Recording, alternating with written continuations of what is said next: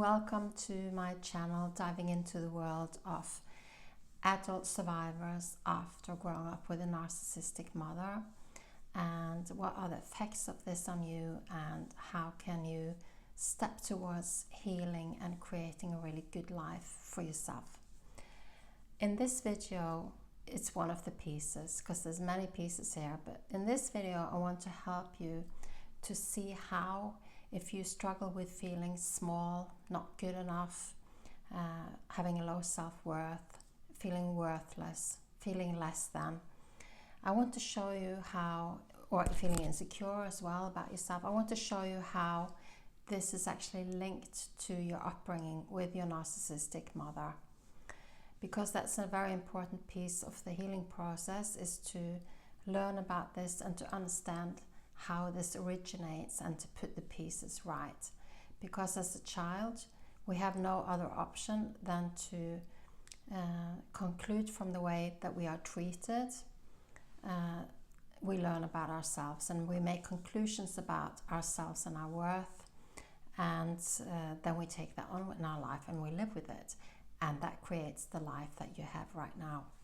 So my name is Åse Wegerif, and I have lived this myself, and I'm also, so I have my personal experience of this, and also I'm a registered counselor.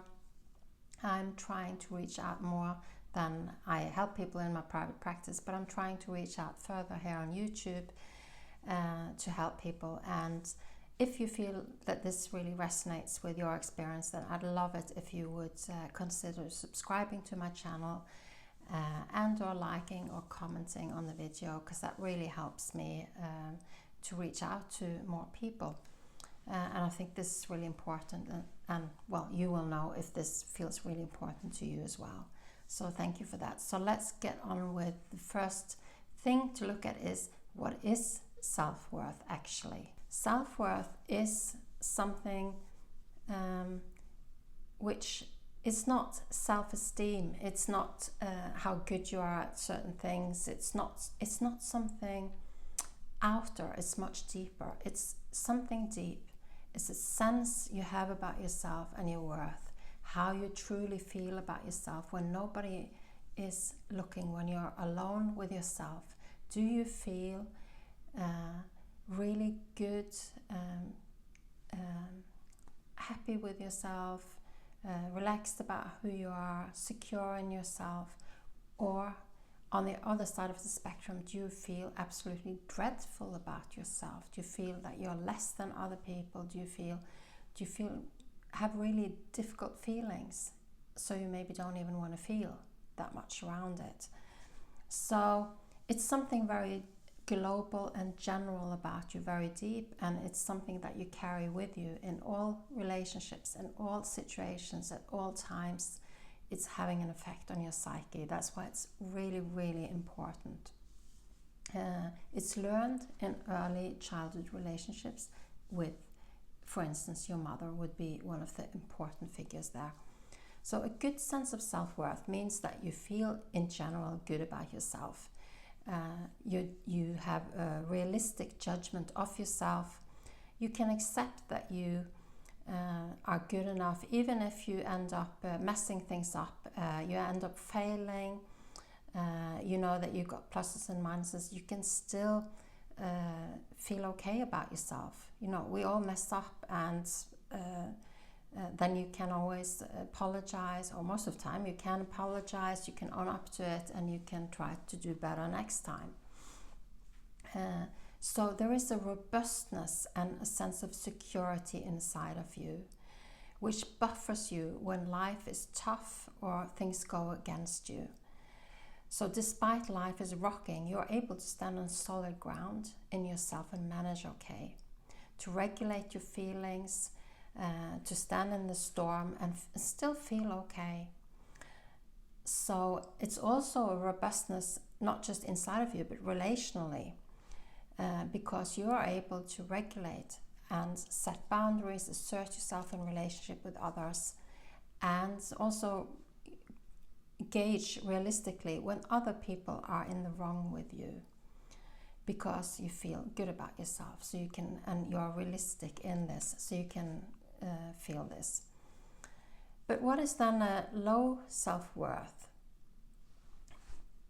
It is when your feelings about yourself has been built on shaky grounds. You're more standing on sand and not solid rock.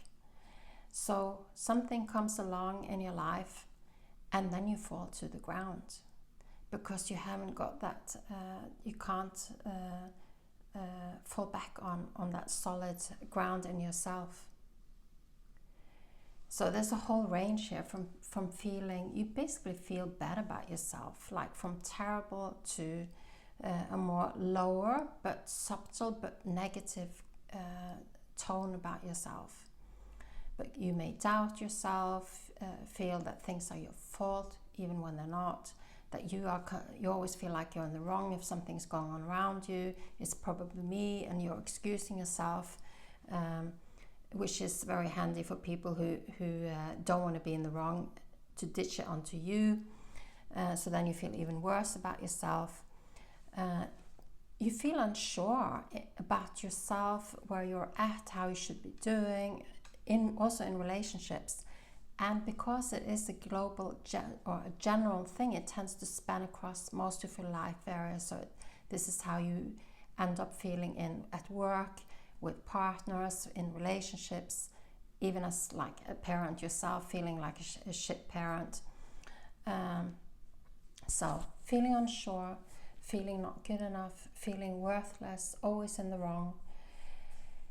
And a part of it is also that it can be really hard to take in compliments, when other people tell you that you're good at something, or something was really nice, or that they like you. It's really, really hard to hear it, because the perspective that they're talking from doesn't resonate with how you feel inside.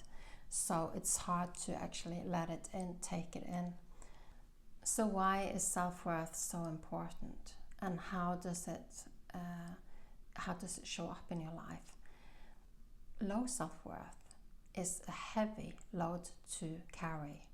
You're more vulnerable, things can come up in your life and you really get shaken by it. You feel insecure. It basically steals your happiness, your potential. You don't get to go near your potential this way. How are you going to create a really good life, really good relationships, if you feel so badly about yourself? So life is harder. It's tougher and sadder and less enjoyable. So it can affect you in all kinds of relationships, like you end up putting up with a lot of things that you shouldn't be putting up with. You end up attracting people into your life, whether it's very bad or it's low, it's a more sort of subtle, not feeling good enough feeling. It's still a burden to carry all the time. So when you have good self-worth, what is that like then? That's a different planet to be on. Good self-worth means that you are secure. You feel good. You can go and take on the world. You can manage all kind of situations. You can manage all kind of relationships with people. You can claim your space with other people. You can assert yourself. You can form really healthy, good relationships with others, and you expect to as well. You expect to be treated well. So you can see that this is, and you can be who you truly are because you accept yourself. You love yourself. So this is a very different way of going about your life. So your narcissistic mother's lacking abilities as a mother, lack of empathy, her abusive ways, her selfishness, her entitlement, and so on. These are all qualities that really don't help a mother provide any kind of emotionally good caring. So you weren't born as a baby with this low self-worth. You were molded into it through minutes, hours, days, weeks, months and years of her relating to you in a lacking or abusive manner.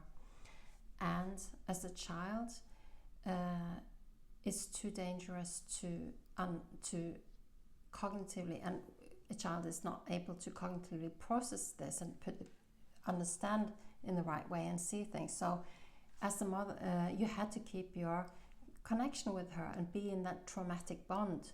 So you end up feeling this feeling, when you're treated worthlessly, you end up feeling like you're not good enough, you're a shame and disgrace to her, and you are worthless. And this is how you develop this low self-worth. So every time she didn't consider you, every time she showed preference for someone else but you, every time you just sensed it, that she wasn't happy with you, every time she punished you and you weren't actually to blame, so she was treating you unfairly, every time she shamed you, every time she let you know one way or the other, simply by her presence maybe, that you weren't good enough, and her lack of deeper interest in you, her lack of emotional care for you, it all became into a sense of a feeling about yourself, of not being good enough,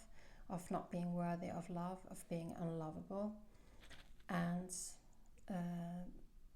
it can have all kind of flavors, like I'm boring. In your adulthood, it can have all kind of flavors, like I'm boring, I'm uninteresting, I've got nothing to say, I'm bad at learning. It takes all kind of, this low self-worth can take all kind of flavors in your life. So, but it all adds up to you feeling really poorly about yourself. As a child, you felt that if I wasn't worthy of more from her, then I must not be worthy. And the problem is then that as you grow up, your life will start to mirror this back to you. You take what you have learned in interaction with her, you take it into yourself, and then you start to live that way at school, with friends, in the kindergarten, moving up in school, and at work, with a partner, and so on. And so your internal reality of having a low self-worth really shows up in your life, where you aren't treated well, where you get confirmation of the way you feel about yourself. So I hope that this video shows you that it's actually didn't originate with you, because we're all born worthy, we're all born with our worth. We all deserve to have a good life, but you actually had a mother who couldn't supply you with much of what you needed, and she may in fact also have been very abusive. So that's left a mark on you in terms of your self-worth. But when you can, so what I'm trying to do in this video is to help you see that yes, you feel bad about yourself. Anybody would, in the circumstance that you grew up in with your mother.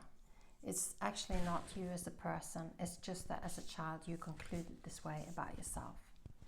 So I hope that this has been helpful, and if it has been helpful, I hope this has shifted something for you. And if it's been helpful, I would absolutely love it if you would consider subscribing to my channel, commenting or liking, and commenting about, is there something that really spoke to you? Because that really gives me some feedback, and that's really helpful. And I'm very, very, very grateful, because I do get a lot of feedback, and I'm so grateful for that. So thank you so much.